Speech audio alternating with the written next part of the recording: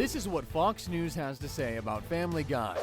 Fox's hit animated series Family Guy has been making millions laugh for 16 seasons, blending its witty humor with cutaway gags on American culture. Well, that was nice and refreshing. Let's hear what Family Guy thinks of Fox News. Where'd you hear that? Fox News? Then it's a lie. Everything Fox News says is a lie. You saw it with your own eyes, and then you reported it on Fox News. Once said on Fox News become lies. Fox News has a lot of fans, but Family Guy certainly is not one of them. So today, I'm going to take you through the many roasts of Fox News, from making fun of their pundits, to insulting the entire news network, to pretty much calling them Hitler.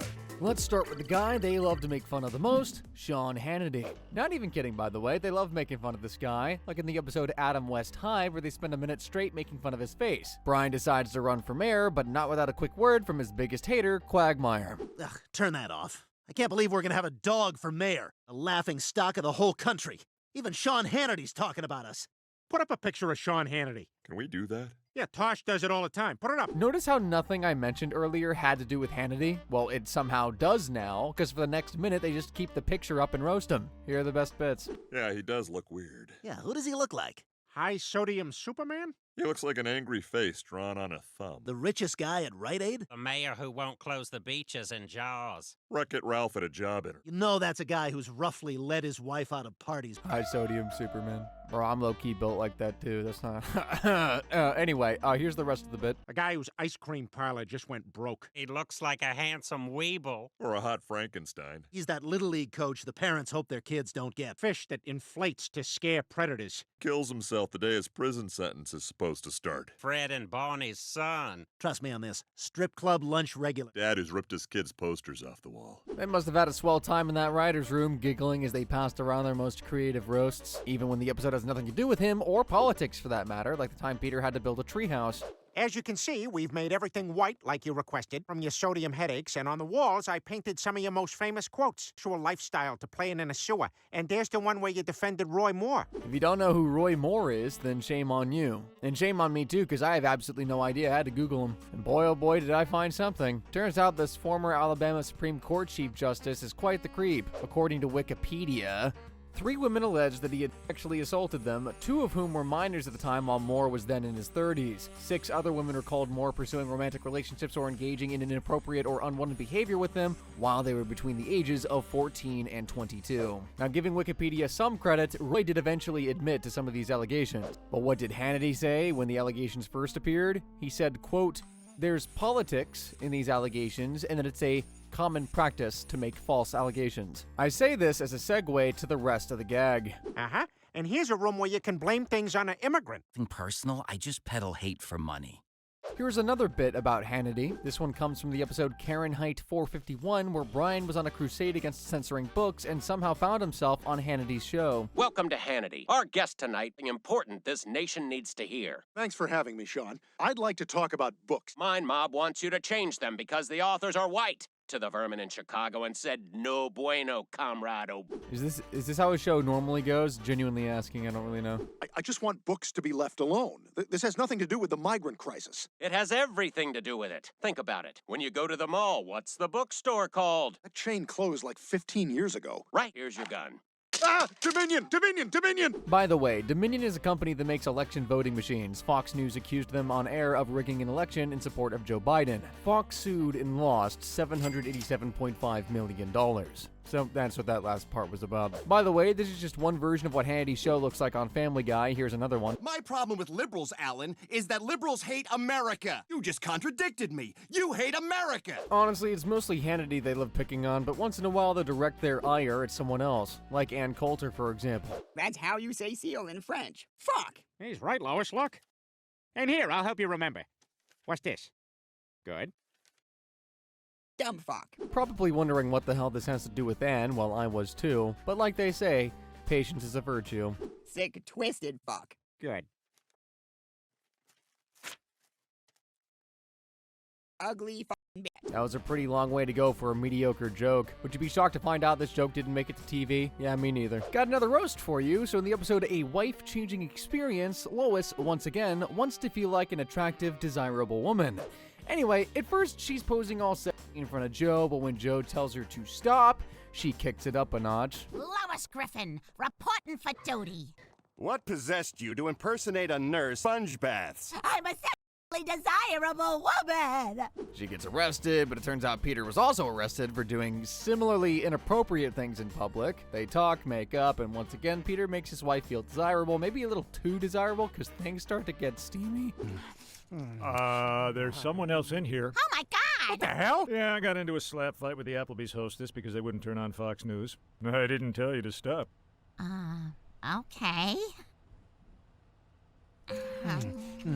Hey, if screwing around in the back of a police van was an option, you already know an audience wasn't going to stop them. Oh, Peter! Oh, Lois! Can you garbage people from Fox News? Oh, Hannity! Oh, Judge Janine! Oh, Steve Ducey! A blonde lady whose own family hates her! Laura Ingraham. Oh, Laura Ingraham!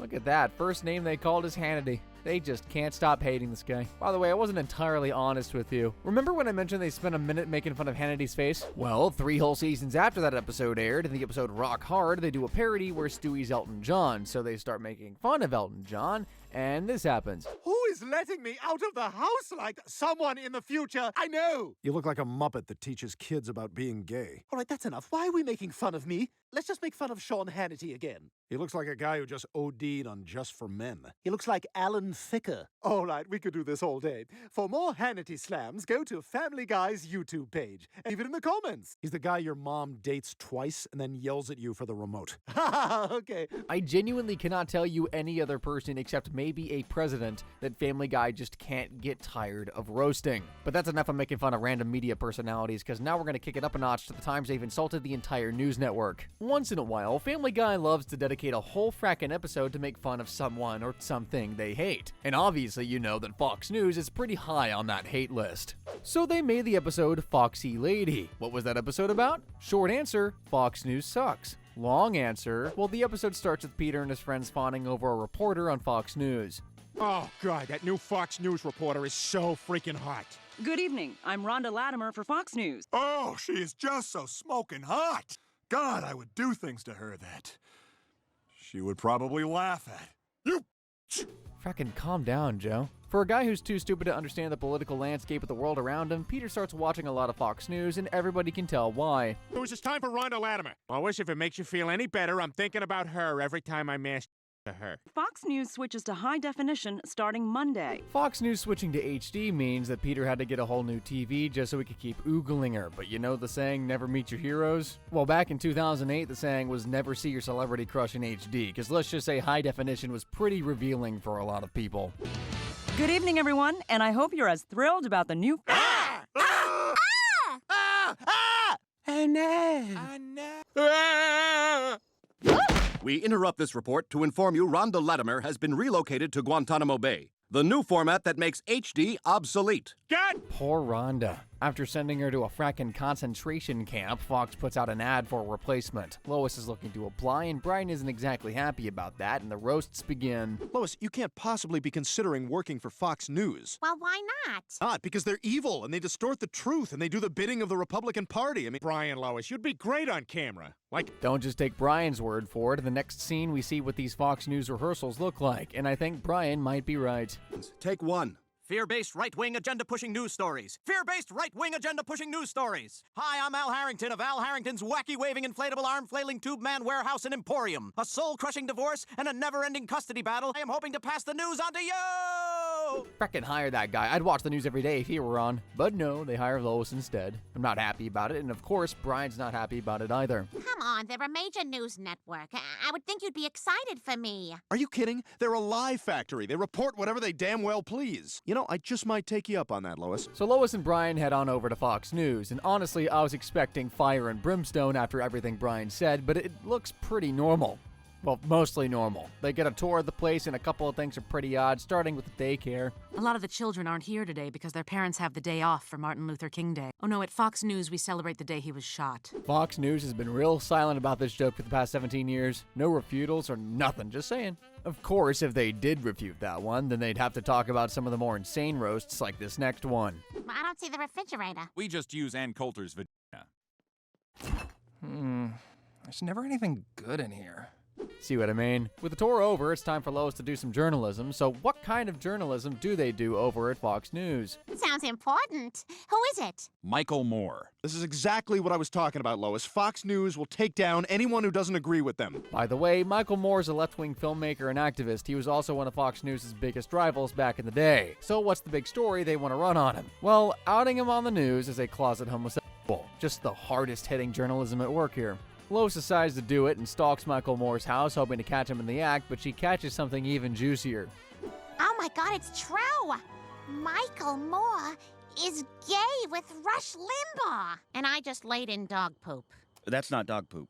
Conservative political commentator Rush Limbaugh is also gay? Not what she was sent to find, but news is news apparently, if you can even call that news. More importantly, will Fox News call it news? There's no story here. Michael Moore is clearly not gay. You're the one who sent me to investigate, and now I'm showing you proof and you're dismissing it? Rush Limbaugh is one of us. We have no wish to smear a fellow conservative. It's starting to look like Brian was right, isn't it? Lois asks Brian what to do. They decide to run the story anyway. Privacy be damned, like completely damned. They're ready to trespass just to get the full scoop.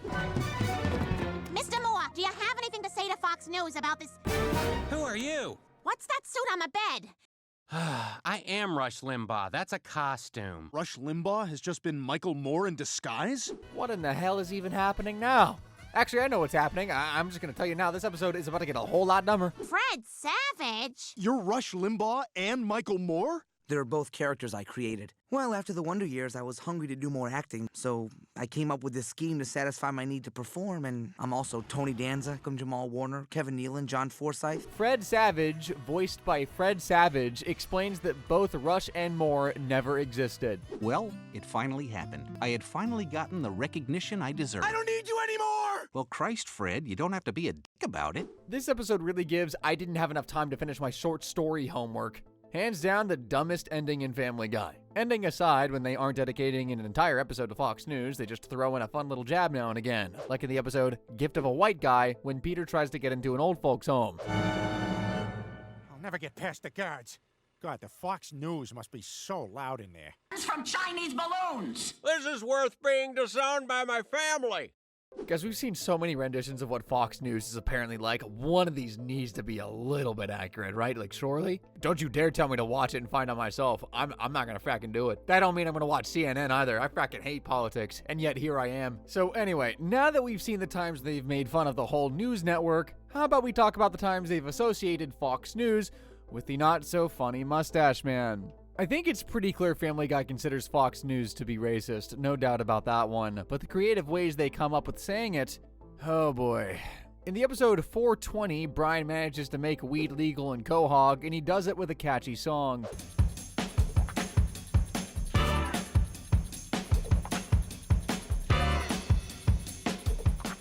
Of course, now that weed is legal, Brian's made some powerful enemies, the kind of enemies that won't mind going after his family. Severely beaten and kidnapped? Who would do something so awful?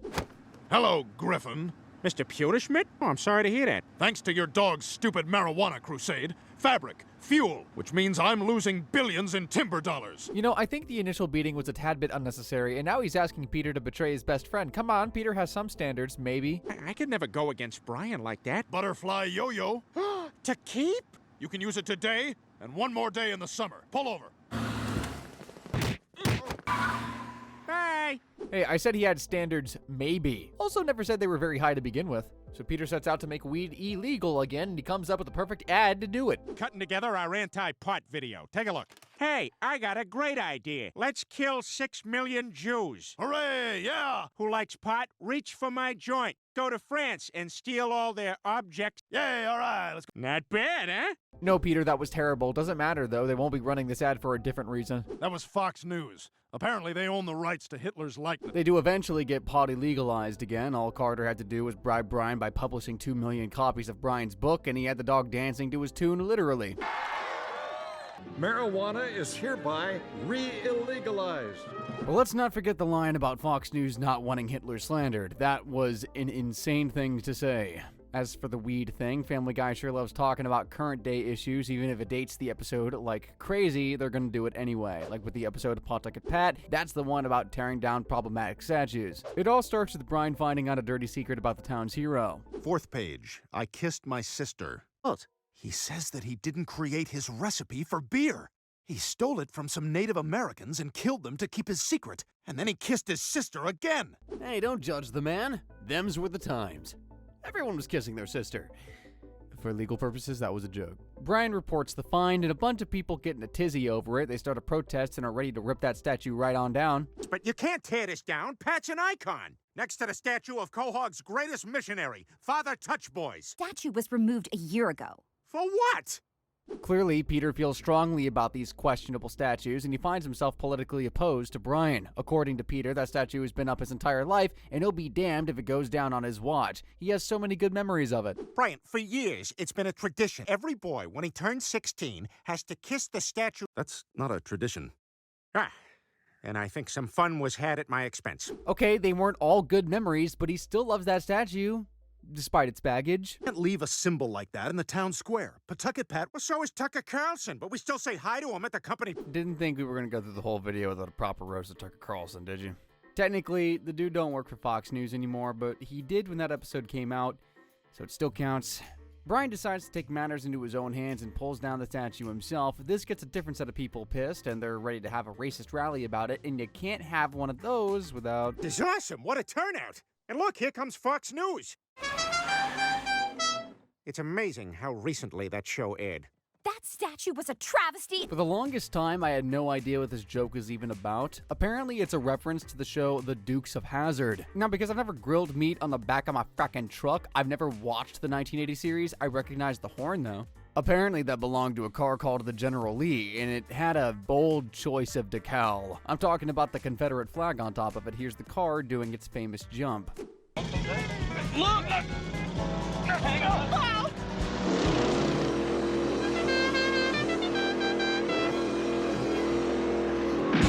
Don't ask me what Fox News has to do with the show, because the answer is nothing. My guess is that joke was just a roundabout way to call Fox News racist. This is the next scene after Fox News shows up. They should close it and make Juice instead! What? How dare you! Juice will not replace us! Juice will not replace us! My God, Peter, what are you doing? To avoid intimacy with my wife. That's about as heated as things get. Some Native Americans show up, they talk about the real issues, everyone's happy in the end. Whites, I think we all owe our Native American friends an apology. Angry whites? Sorry! That's better. I guess I owe you an apology, too. And there we go. The multiple times Family Guy has made fun of Fox News. Kinda thought it'd be more, honestly. Feel free to let me know if I missed any down in the comment section below, and click the link on screen for something even waggier than this. And as always, guys, thank you for watching.